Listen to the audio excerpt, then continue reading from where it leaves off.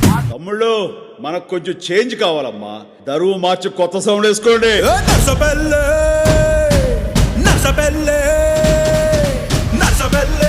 కండిలోన గంగదారి నాటు పిల్లే కలిసినాది గంగదారి